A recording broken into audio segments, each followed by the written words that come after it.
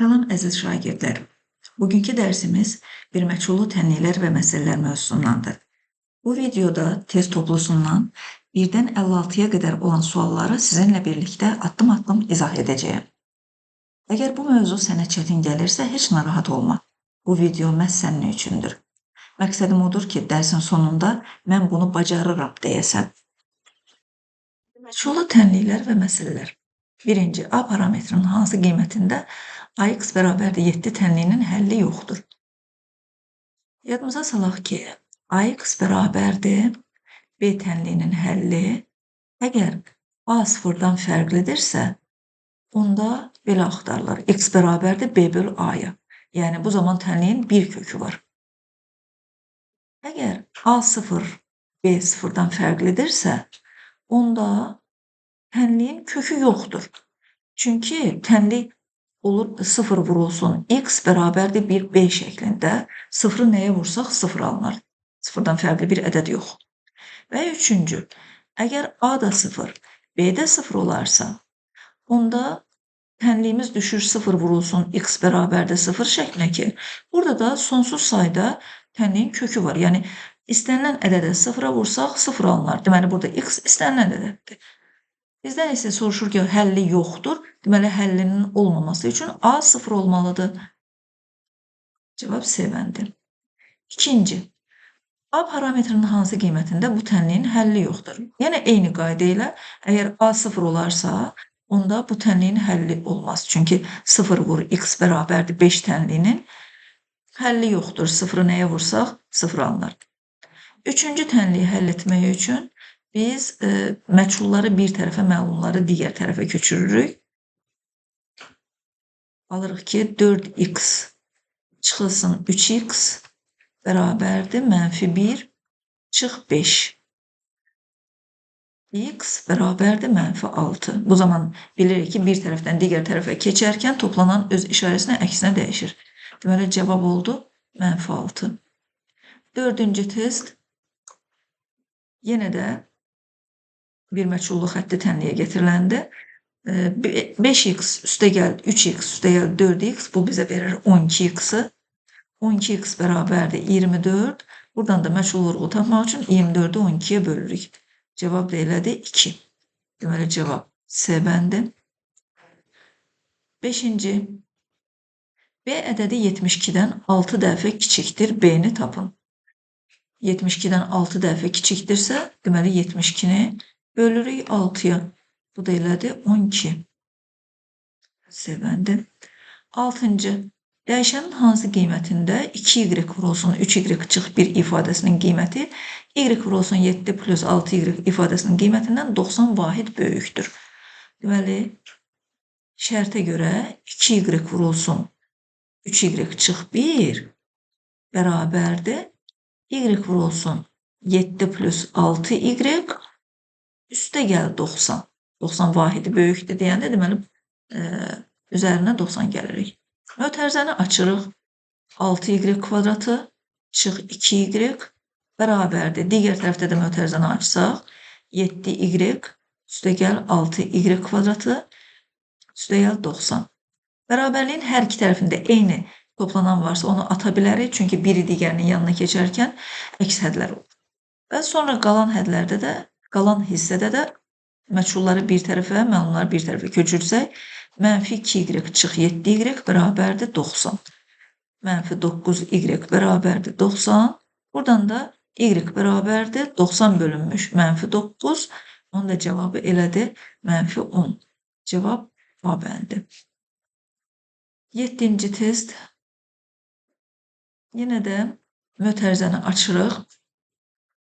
Mötərizəni açanda mötərizənin kənarındakı vurğu içəridəkilərin hər birinə vurur.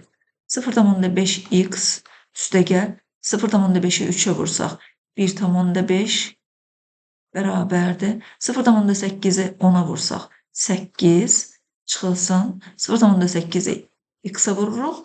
Elədir 0,8x. İndi məchulları bir tərəfə, məlumları digər tərəfə yığsaq 0,5x üstəgəl 0,8x bərabərdir 8 çıx 1,5. 1,3x bərabərdir 6 tam onda 5. Buradan da x bərabərdir. 6 tam onda 5'i də 1 tam onda 3'e bölsək eləyir 5. Deməli cavab oldu C bəndi. 8-ci test. Yenə mötərizələri açaq.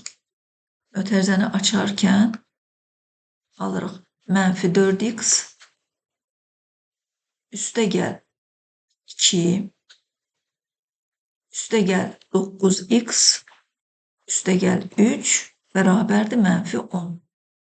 -4x və müsbət 9x bizə verər 5x-i. 5x üstəgəl 2 ilə 3 də 5 verdi. Bərabərdir -10. Yeni məchullar bir tərəfə, məlumatlar digər tərəfə köçürsək, 5x bərabərdir -10 çıx 5. Yəni 5x bərabərdir -15. Buradan da x bərabərdir -15 böl 5 -3. Cavab A bəndi. 9-cu testdə bu bərabərliyin hər tərəfini 2'ye vursaq kəsirdən qurtararıq. Deməli, bu tənliyin hər iki tərəfini vururuq 2'ye. 2'ni birinci kəsirə vursaq alarıq x minus 3. Çünki 2 ilə o 2 ixtisar gedər. Üstəgəl, indi 2'ni x'ə vursaq eləyər 2x bərabərdir. 2'ni 9'a vursaq 18. Deməli, 3x bərabərdir 18 üstəgəl 3. Yəni 3x bərabərdir 21'e. Buradan da x bərabərdir 21 bölü 3, yəni 7'ye. Cavab elədir D bəndi. 10-cu suala baxaq. 10-cu sualda mötərizənin içərisini hesablasaq, 8'in tam 2'də 1'dən 3 tam 8'də 3 çıxmaq üçün ortaq məxrəci gətirək. Ona görə ortaq məxrəcimiz 8'dir. 8 tam 8'də 4'dən 3 tam 8'də 3 çıxanda qalır 5 tam 8'də 1. Deməli 5 tam 8'də 1 vurulsun 2. Üstəgəl x bərabərdir 12'ye. 5 tam 8'də 1'i 2'ye vurmaq üçün 5'i 2'ye vuraq eləsin 10. 8'də 1'i də 2'ye vursaq 4'də 1. Oldu 10 tam 4'də 1. 10 tam 4'də 1 üstəgəl x bərabərdir 12'dir. Buradan da x'i tapmaq üçün 12'dən çıxırıq 10 tam 4'də 1'i. Bildiyimiz qayda ilə 12 tam göstəririk 11 tam 4'də 4 kimi. 11 tam 4'də 4'dən də 10 tam 4'də 1 çıxanda qaldı 1 tam 4'də 3. Yəni cavab oldu D bəndi.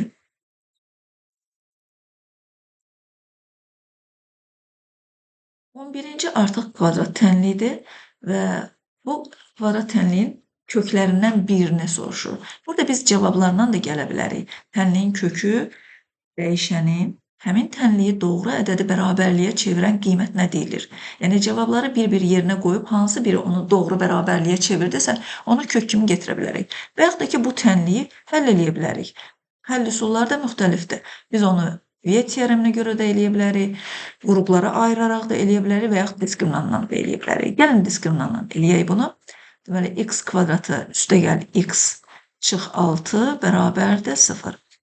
Əmsalları müəyyənləşdirək. Əmsallar A-sı 1'dir, B-si də 1'dir, C-si isə -6'dır. Diskriminantın düsturu bilirik ki, B kvadrat çıx 4AC-dir və burada nəzərə alsaq bu qiymətləri 1'in kvadratı çıxılsın 4 vur, 1 vur, -6. Bu da bizə verər 1 üstəgəl 24, yəni 25. Diskriminant müsbət olduğu üçün deməli bu kvadrat tənliyin 2 müxtəlif kökü var. x1-2 bərabərdir. Düstur -b plus minus kökdə d bölünmüş 2a-dır. Verilənləri nəzərə alaq, əmsalları alırıq ki, -1 plus minus kökdə 25, ondan da 5 çıxır.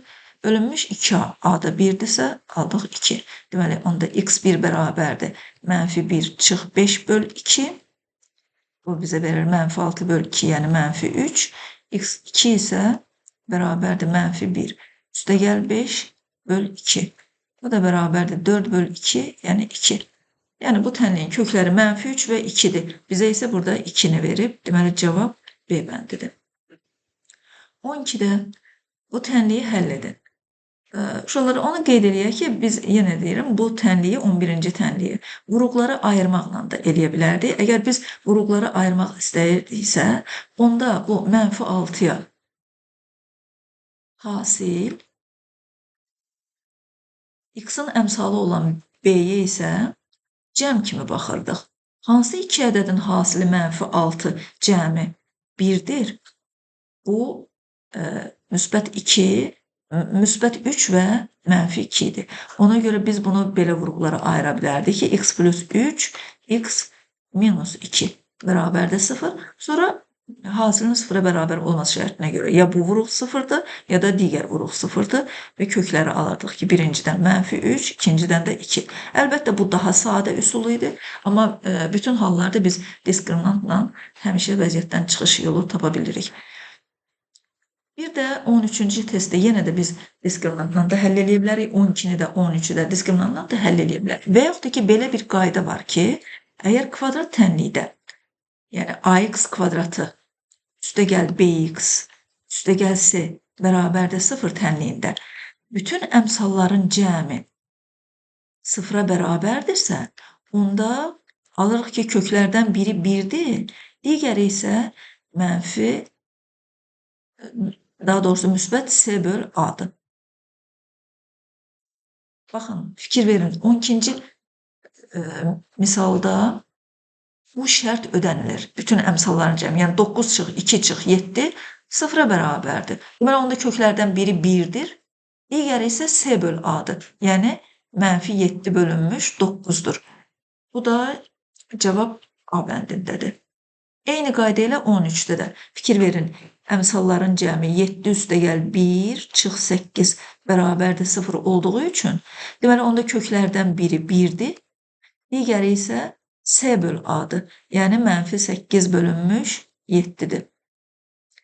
Biri 1, biri də -8 böl 7, cavab C bəndindədir. 14-cü test. X kvadrat üstə 4x bərabərdir 0 tənliyinin kökləri cəmini tapın. Yadımıza salaq Viet teoremini.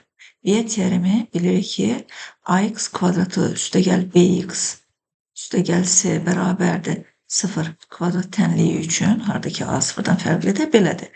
Köklərin cəmi əks işarə ilə götürülmüş ikinci əmsalın birinci əmsalın nisbətinə bərabərdir.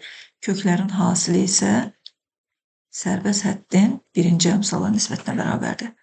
Bu 14-cü testi biz Viet teoremi ilə eləyə bilərik. Əgər köklər cəmini soruşursa, yəni x1 üstəgəl x2 bərabərdir -b böl a. Yəni, b-nin yerində bizdə 4-dür, a-nın da yerində 1-dir. Yəni, bu da verir bizə -4-dür. Cavab D bəndini yaza bilərdik. Və yaxud da ki, bu tənliyi həll eləyərək də kökləri tapıb, sonra onları toplaya bilərsiniz. Bu tənlik nataman kvadrat tənliyi olduğu üçün onu həll eləyərkən x kvadrat üstəgəl 4x bərabərdir 0.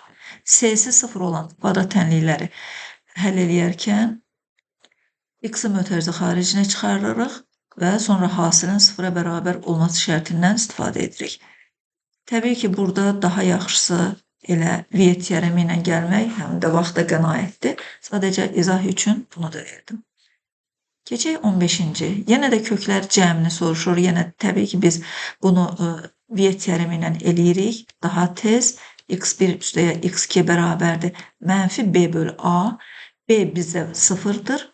Ona görə də köklər cəmi 0-a bərabərdir. Yəni, cavab oldu Y bəndi. Amma həll etməyə çalışsaq, onda həlli biz belə eləyərik 15-ci testi üçün. Məchullar bir tərəfə, məlumlar bir tərəfə. 3x kvadrat bərabərdir 15, x kvadrat bərabərdir 15 bölü 3, yəni 5. Kvadratı 5 olan 2 dənə ədəd var. Müsbət mənfi kökdə 5. Yəni, burada köklərdən biri mənfi kökdə 5-dir. Digəri isə müsbət kökdə 5-dir. Yəni, bunlar əks ədədlərdir və əks ədədlərin cəmi də 0-a bərabərdir. Bərabərdir 0. Yəni, cavab da Y bəndidir. 16-cı testdəki tənlik yenə də xətti tənlikdir. Onu həll etmək üçün məchulları bir tərəfə, məlumları digər tərəfə köçürürük. 8-də 3x çıxılsın 5-də 1x bərabərdir 4 üstə gəl 6. Ortaq məxrəc 40. 40-da bura tamamlayıcı vuruq 5, bura tamamlayıcı vuruq isə 8-dir. 15 çıxılsın 8 eləyir 7. Deməli 40-da 7x bərabərdir 10-a. Buradan da məchul vuruğu tapmaq üçün hasili bölürük məlum vuruğa.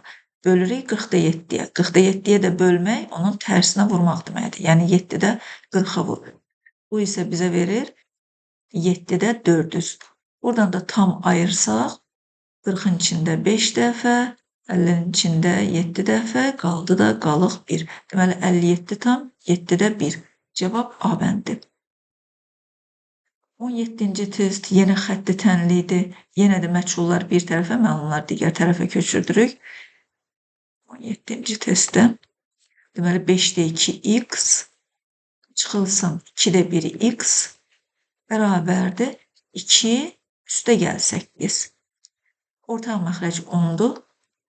Tamamlayıcı vuruq burada 2, burada isə 5-dir. 10-da 4-dən 10-da 5 çıxanda qalır 10-da -1. Yəni -10-da 1x bərabərdir 10-a. Məchul vuruğu tapmaq üçün hasili məlum vuruğa bölmək lazımdır. Onu da -10-da 1-ə bölərkən onu vururuq -10-da 1-in tərsinə, yəni -10-a. O da bizə verir -100'ü. Deməli cavab oldu -100 Y bəndi. 18-ci test. 18-ci test kvadrat tənliyə getirilir. Mötərizəni açsaq, x kvadratı üstə gəl 2x bərabərdir 3x kvadratı. X kvadrat varsa hamını köçürürük bir tərəfə 0 eləyirik. X kvadratı üstə gəl 2x çıx 3x kvadratı bərabərdir 0. Buradan alırıq -2x kvadrat üstə gəl 2x bərabərdir 0. Natamam kvadrat tənliyidir. Burada ortaq vuruğu mötərizə xaricinə çıxarırıq. -2x'i çıxartsaq, mötərizənin içərisində qalar x çıxılsın 1 bərabərdir 0. Buradan isə hasilin 0-a bərabər olması şərtindən istifadə etsək, deməli ya x 0 olmalıdır, ya da bu mötərizə 0 olmalıdır. Yəni x - 1 bərabərdir 0 olmalıdır ki, buradan da x-in 1 olduğunu alırıq. Beləliklə bu tənliyin 2 dənə kökü var. Biri 0-dır, biri də 1-dir. Cavab Y bəndi. Eyni qayda ilə 19-cu testi eləyirik. 19-cu testdə də yazırıq. Belə, mötərizəni açsaq, x kvadratı çıx x bərabərdir 2x kvadrat. Yenə hamını köçürək bir tərəfə. Çıxılsın 2x kvadrat bərabərdir 0. -x çıxılsın x kvadrat bərabərdir 0. -x-i mötərizə xaricinə çıxartsaq, 1 üstə gəl x bərabərdir 0. Hasilin 0-a bərabər olması şərtindən istifadə etsək, ya x 0-dır, ya da ikinci mötərizə 0-dır ki, oradan da x bərabərdir -1 alırıq. Deməli, bu tənliyin kökləri 0 və -1-dir. Cavab oldu D bəndi. 20-ci testdəki tənlik xətti tənlikdir. Mötərizəni açırıq, oxşar hədləri islah edirik, sonra məchullar bir tərəfə, məlumlar digər tərəfə. Açaq. 3x çıx 6, çıxılsın 4x. Uşaqlar, burada ehtiyatlı olmaq lazımdır. Hər dəfə burada çox uşaq tələsir və səhvə yol verir, işarələrə fikir vermək lazımdır. -mənfiyə vuranda üstə gəl. Deməli, müsbət 12 bərabərdir 1-ə. 3x çıxılsın 4x. Bu bizə verdi -x-i. -6 ilə müsbət 12-nin cəmi isə müsbət 6 verdi. Bərabərdir 1. -x bərabərdir 1 çıx 6. -x bərabərdir -5. Deməli, x də bərabərdir müsbət 5-ə. Cavab oldu C bəndi. 21-ci test. 21-ci testdə yenə mötərizələri açırıq. 10x üstə gəl 4 olduğu kimi qalır. Bərabərdir. Mötərizəni açsaq, 4x çıx 4 çıx 13 çıx x. Məchulları bir tərəfə, məlumlar digər tərəfə yığaq. 10x. Burada 4x çıx x var idi. O eləyirdi 3x. O 3x-i bu tərəfə köçürdəndə əks işarə ilə köçür. Olur çıx 3x. Bərabərdir. Bu tərəfdə məlum olaraq -14 çıx, -4 çıx 13-ün yerinə -17 yaza bilərik. Digər tərəfdən də müsbət 4-ü əks işarə ilə versək yanına, çıxılsın 4 olar. 7x bərabərdir mənfi 21-ə. Buradan da x bərabərdir mənfi 21 bölü 7, yəni mənfi 3. Cavab oldu Y bəndi. 22-ci test.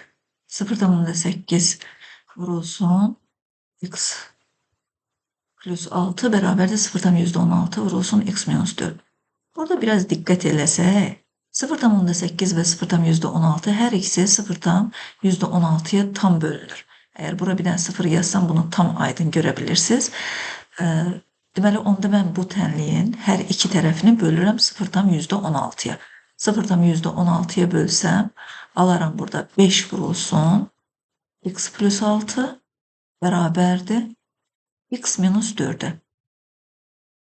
Deməli, bu tənliyin hər iki tərəfini böldüm 0,16-ya. İndi mötərizəni açsam, 5x üstəgəl 30 bərabərdir x minus 4 və buradan da məchullar bir tərəfə, məlumlar digər tərəfə. 5x çıx x bərabərdir mənfi 4 çıx 30. 4x bərabərdir mənfi 34.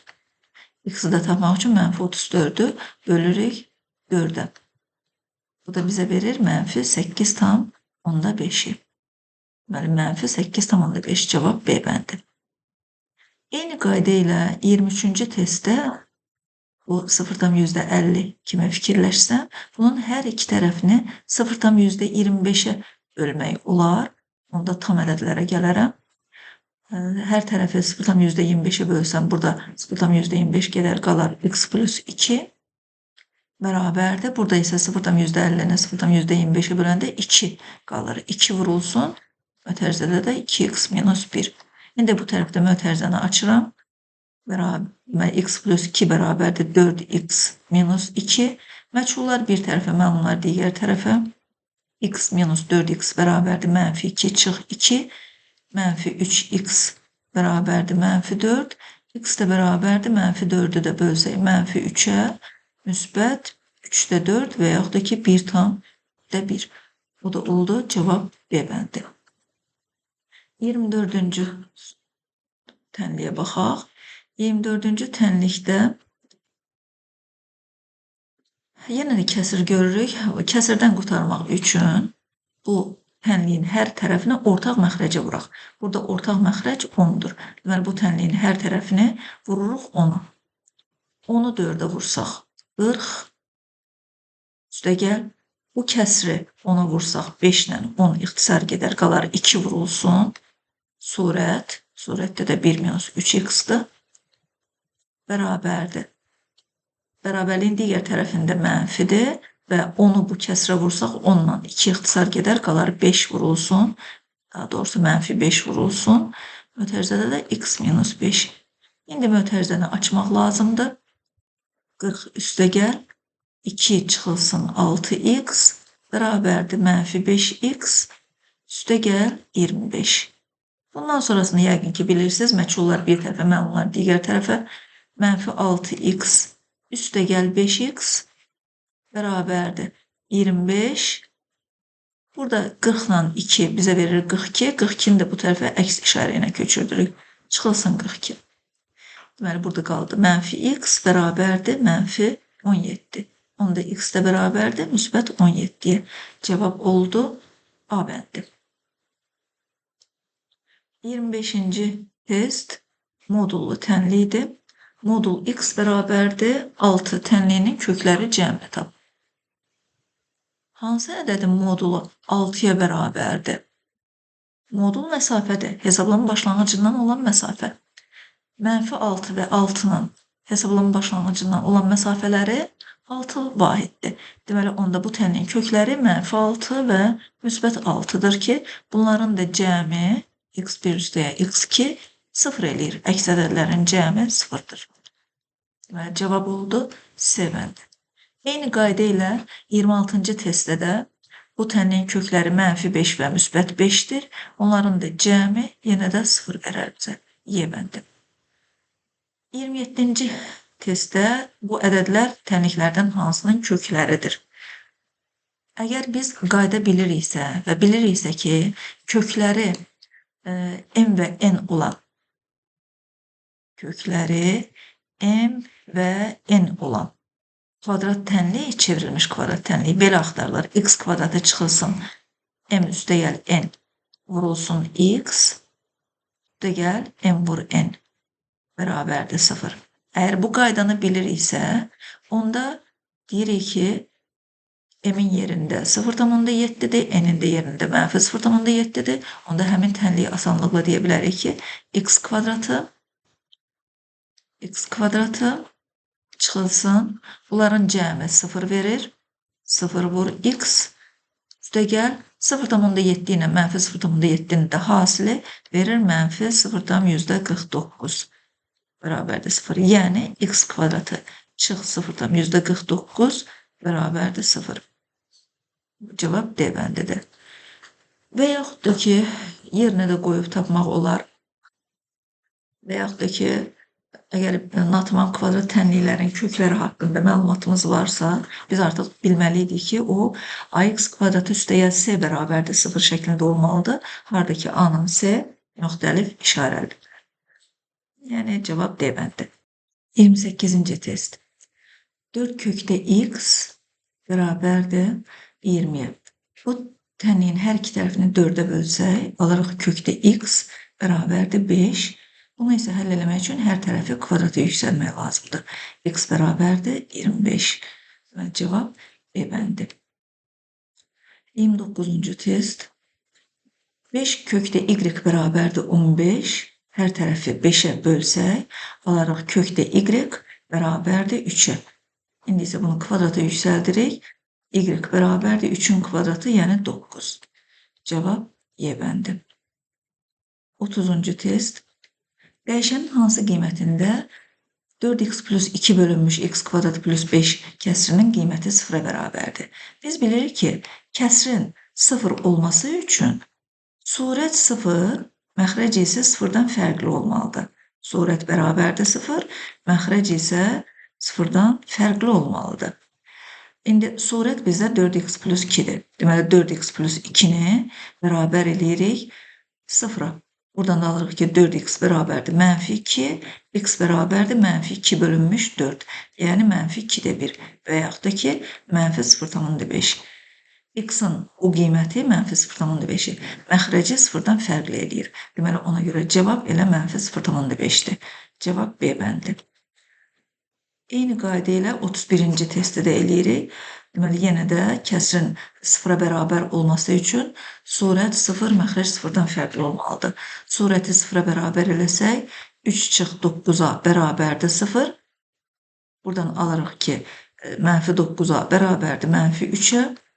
A da bərabərdir mənfi 3 bölünmüş mənfi 9-a. Bu da ixtisar getsə qalır 3-də 1. Cavab oldu D bəndi. 32-ci sual. Tənliklərdən neçəsinin həqiqi kökü yoxdur? Biz bu suala cavab vermək üçün fikir versək, bütün burada verilən 5 növ tənliyin 5-i də 5 cür tənlik verilib.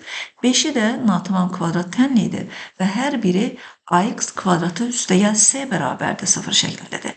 Əgər biz qaydanı biliriksə və biliriksə ki, ax kvadratı üstəgəl s bərabərdir 0 tənliyinin, əgər A və S eyni işarəlidirsə, onda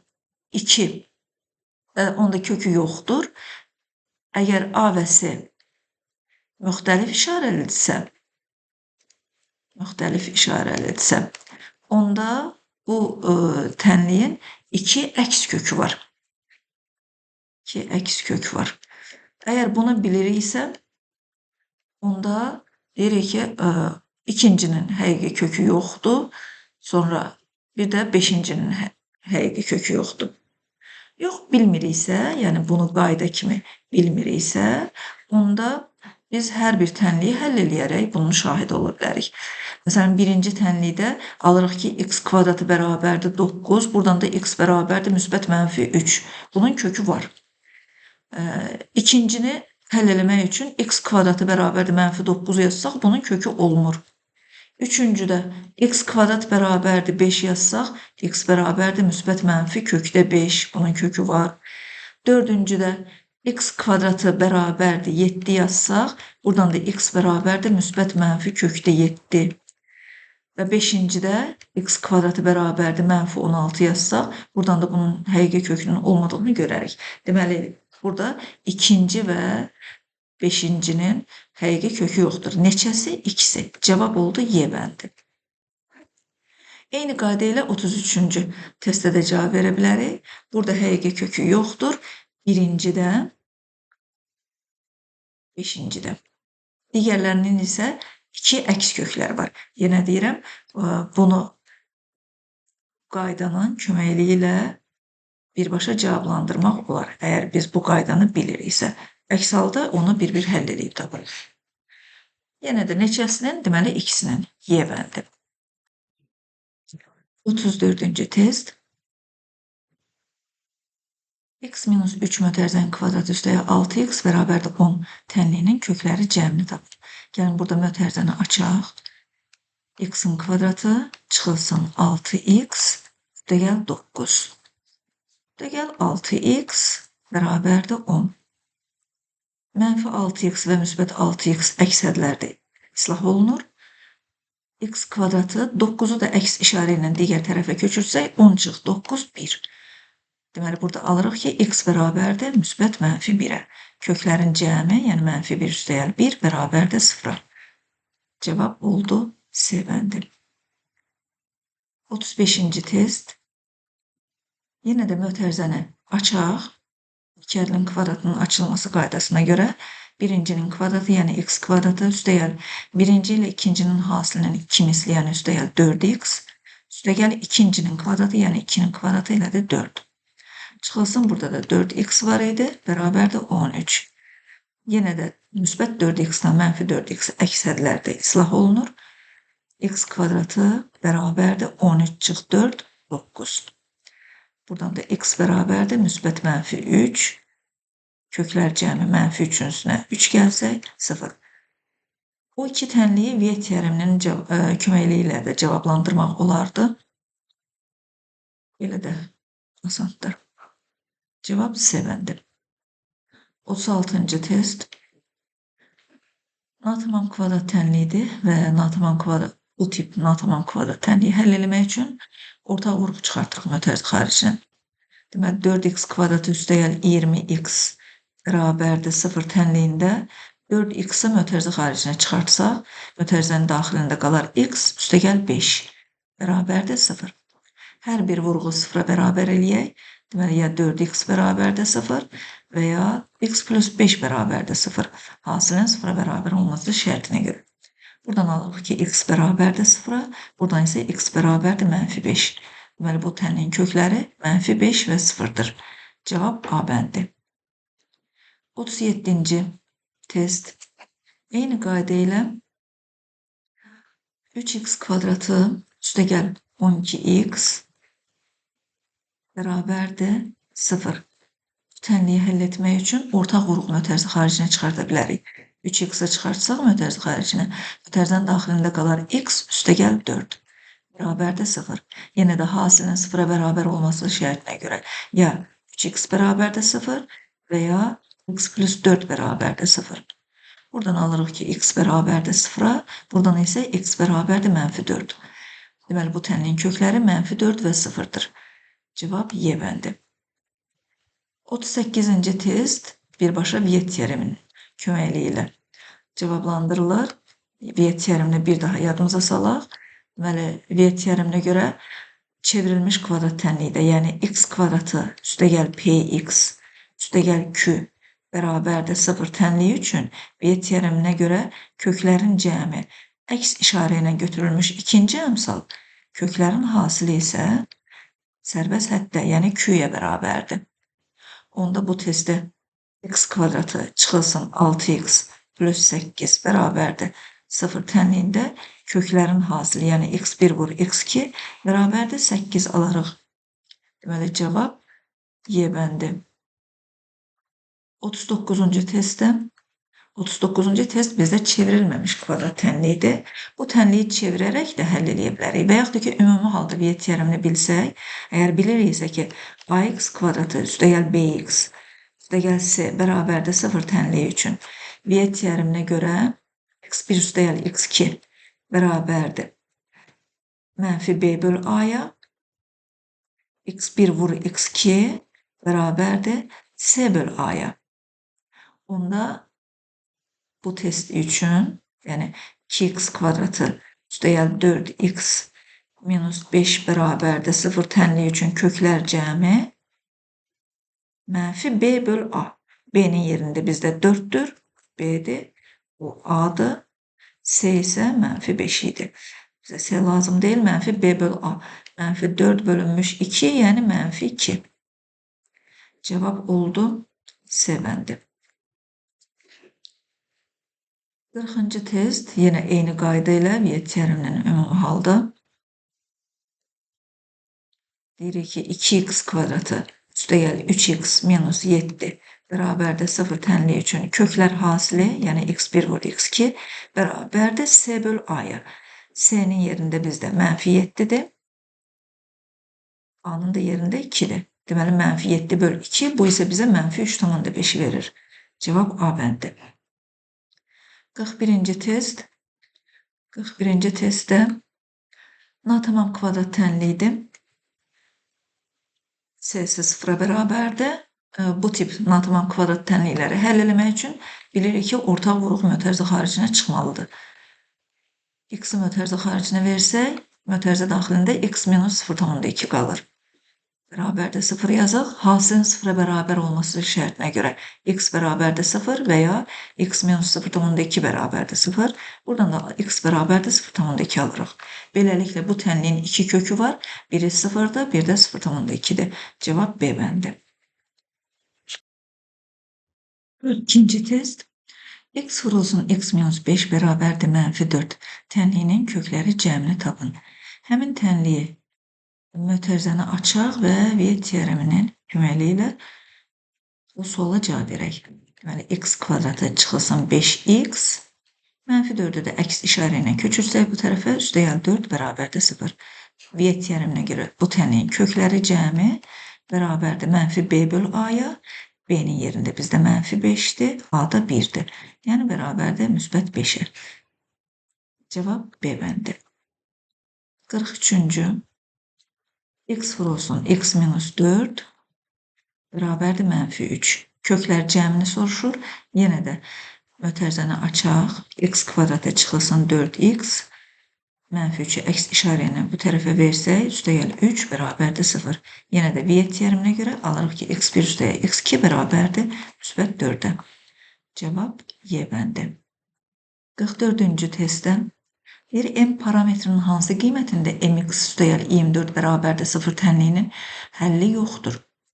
Bu tənliyi biz həll eləmək üçün mx bərabərdir mənfi 24 yazırıq və bundan sonra isə x-i tapmaq üçün mənfi 24'ü m-ə bölməliyik. O zaman m sıfırdan fərqli olmalıdır. Əgər m sıfır olarsa bu tənliyin həlli yoxdur. M sıfır olduqda tənliyimiz olur 0 vurulsun x bərabərdir mənfi 24 ki, bunun da kökü yoxdur. Çünki 0'ı nəyə vursaq 0 alınır. Cevap C bəndi. 45-ci test A parametrinin hansı qiymətində A minus 7 vurulsun x bərabərdir 8. Tənliyinin kökü 2'ye bərabərdir. Deməli, x bərabərdir 2'ye. Tənliyin kökü dəyişənin o tənliyi doğru ədədi bərabərliyə çevirən qiymətinə deyilir. Yəni, əgər 2 bu tənliyin köküdürsə, deməli, x-in yerinə 2 qoyduqda doğru bərabərliyə alınır. Ona görə x-in yerinə 2'ni yazırıq. A minus 7 vurulsun 2 bərabərdir 8'e. Bu tənliyin hər iki tərəfini 2'ye bölmək olar. Alırıq A minus 7 bərabərdir 4'ə. Buradan isə alırıq ki, A bərabərdir 4 üstəgəl 7, yəni 11. Cevap D bəndi. 46-cı. A parametrinin hansı qiymətində A minus 1 vurulsun x bərabərdir 4. Bu tənliyin kökü yoxdur, boş çoxdur. Xətti tənliyidir və biz də bilirik ki, AX bərabərdir B tənliyinin A'sı 0, B'si ise sıfırdan fərqli olduqda bu halda tənliyin kökü olmur. Deməli, burada A-1 sıfıra bərabər olmalıdır. B'nin ise yerində görürük 4. Böyle buradan da A bərabərdir 1. Həqiqətən də A'nın 1 qiymətində bu tənliyi düşür. 0 vurulsun x bərabərdir 4 şəklinə ki, bu halda da tənliyin kökü yoxdur. Cavab A bərabərdir 1. C bəndi. 47-ci sual. B parametrinin hansı qiymətində 2 çıx B vurulsun x bərabərdir -4. Bu tənliyin kökü yoxdur. Yenə də eyni qayda ilə o 0 vur x bərabərdir B şəklində olmalıdır. Yəni 2 çıx B bərabərdir 0 olmalıdır. Buradan da alırıq ki, B bərabərdir 2. Həqiqətən də B-nin 2 qiymətində, B-nin yerinə 2 yazsaq, bu tənlik olur 0 vurulsun x bərabərdir -4. Bu tənliyin isə kökü yoxdur. Çünki 0-ı nəyə vursaq, 0 alınır. Deməli, B bərabərdir 2 oldu. Cavab D bəndi. 48-ci. B'nin hansı qiymətində 2B üstəgəl 12 ifadəsinin qiyməti 3B çıx 15 ifadəsinin qiymətindən 2 dəfə böyük olar. Əgər birinci ifadə ikinci ifadədən 2 dəfə böyükdürsə, deməli birinci bərabərdir 2 vurulsun ikinci. Belə bir tənliyi alırıq və bu tənliyi də həll eləmək üçün mötərizəni açmalıyıq. 2B üstəgəl 12 bərabərdir 6B çıx 30. Məchulları bir tərəfə, məlumları digər tərəfə yığsaq, 2B çıx 6B bərabərdir -30 çıx 12. -4B bərabərdir -42. Buradan da B bərabərdir -42 bölünmüş -4. O da 2 ixtisar eləsək və sonra onlu kəsrə çevirsək, 10 tam 10'da 5. Deməli, cavab oldu B bəndi. 49-cu test. 3 ədədin cəmi 30'dur. 3 ədədin cəmi.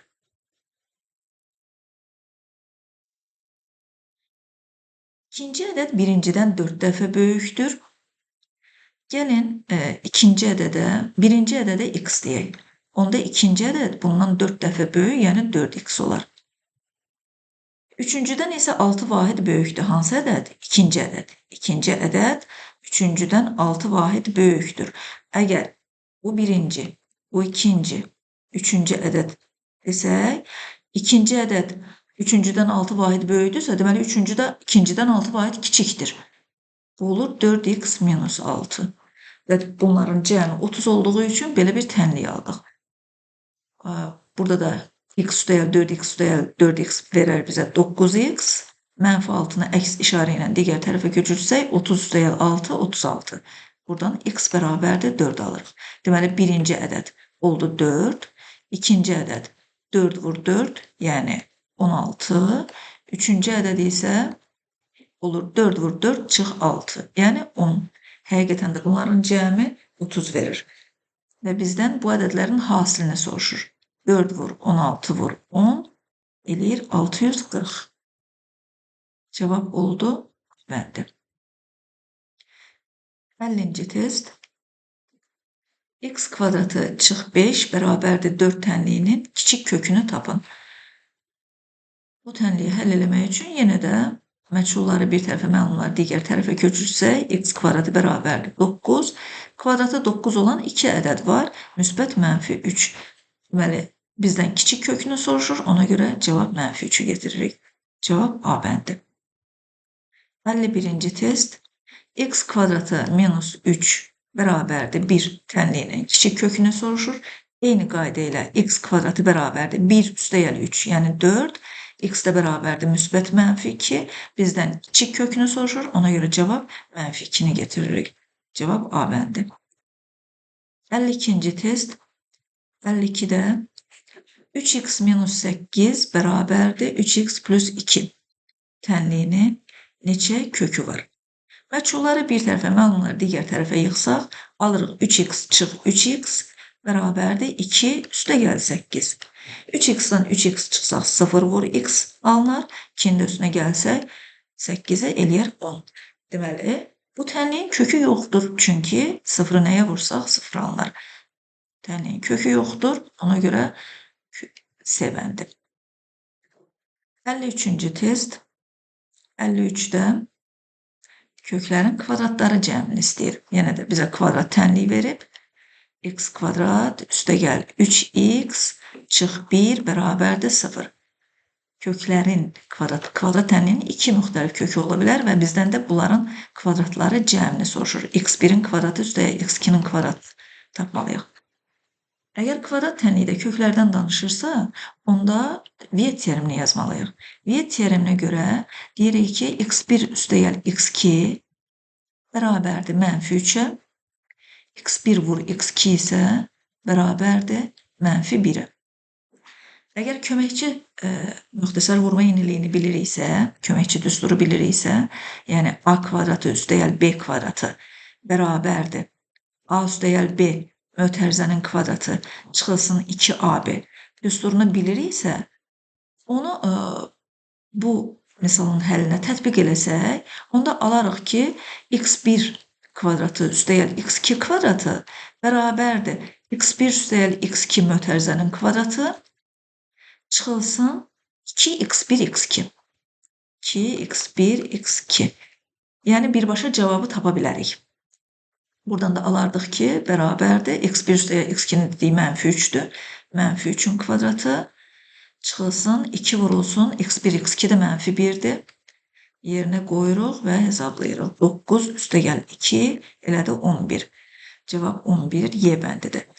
Əgər bu düstur yadımızda deyilsə, başqa yolda var. Yəni biz Viet teoremindəki bax bu bərabərliyin hər tərəfini kvadrata yüksəlsək, onda x1-in kvadratı, x2-nin kvadratı alınır. Yəni x1 üstəgəl x2. Burada yazaq birinci üsul. Burada da yazaq ikinci üsul. x1 üstəgəl x2 mənfi 3-dürsə, onda bunun hər tərəfini kvadrata yüksəltsək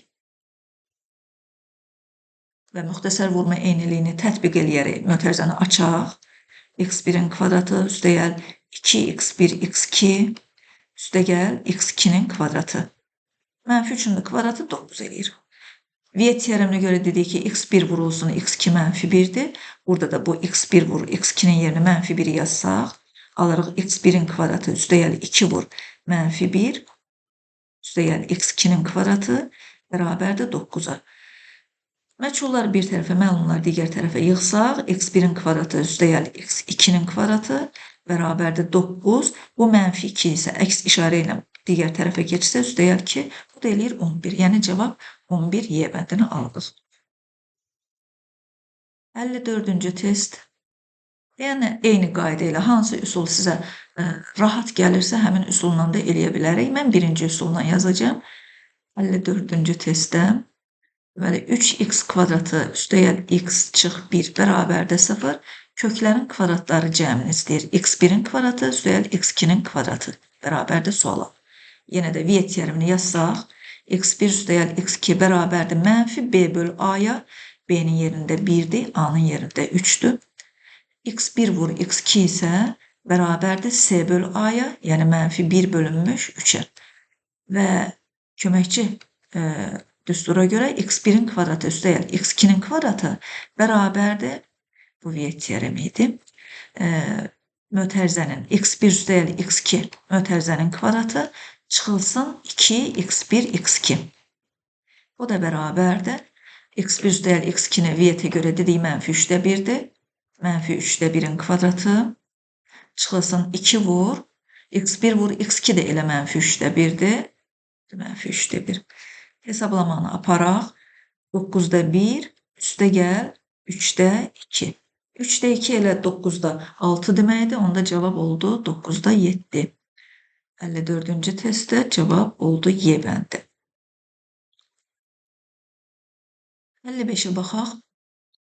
55-ci testdə 6 vurulsun mötərizədə x minus 4 üstəgəl 2 vurulsun x üstəgəl 5 bərabərdir 18. Bu tənliyi həll edin. Xətti tənliyidir. Mötərizəni açırıq, oxşar hədləri islah edirik, məchullar bir tərəfə, məlumlar digər tərəfə. Açıq mötərizəni 6x çıxılsın. 6-nı -4-ə vuranda 24, üstə gəl 2-ni bu mötərizəyə vursaq 2x, üstə gəl 10, bərabərdir 18. 6x, üstə gəl 2x, bu bizə verir 8x-i. -24, üstə gəl 10, eləyir -14. Bərabərdir, digər tərəfdə də 18 var. İndi məchullar bir tərəfə, məlumlar digər tərəfə yığsaq, 8x bərabərdir 18, üstə gəl 14, bu da 32 verir bizə. Oradan da alırıq ki, x bərabərdir 32 böl 8, yəni 4. Cavab oldu D bəndi. 56-cı test yenə də xətti tənlidir. Yazaq bunu. Mötərizədə 8 çıx 2x çıxılsın 5 çıx 4x bərabərdir 17. Birinci mötərizənin qarşısında heç bir işarə olmadığına görə mötərizəni atsaq içindəkilər olduğu kimi yazılır. İkinci mötərizənin qarşısında mənfi işarəsi olduğuna görə bu mötərizəni atarkən içindəki toplananlar öz işarəsini əksinə dəyişir. Yəni müsbət 5 idi, olur -5. -4x idi, oldu müsbət 4x. Bərabərdir 17-yə. Yenə də -2x, müsbət 4x bizə verər 2x-i. 8 çıx 5 eləyər müsbət 3. Bərabərdir 17. İndi də məchullar bir tərəfə, məlumlar digər tərəfə yığsaq, 17 çıx 3, onda cavabı 14. X də bərabərdir 14 böl 2, yəni 7. Cavab B bəndi. Əziz şagirdlər, videonu sona qədər izlədiyiniz üçün sizə çox təşəkkür edirəm. Əgər onlayn hazırlıq dərslərinə qoşulmaq və bu mövzunu daha dərindən öyrənmək istəyirsinizsə, bu telefon nömrəsinə, WhatsApp nömrəsinə yazıb dərslərimizə qoşula bilərsiniz. Hər birinizə uğurlar arzulayıram. Özünüzə inanın, siz bacararsınız. Görüşənədək.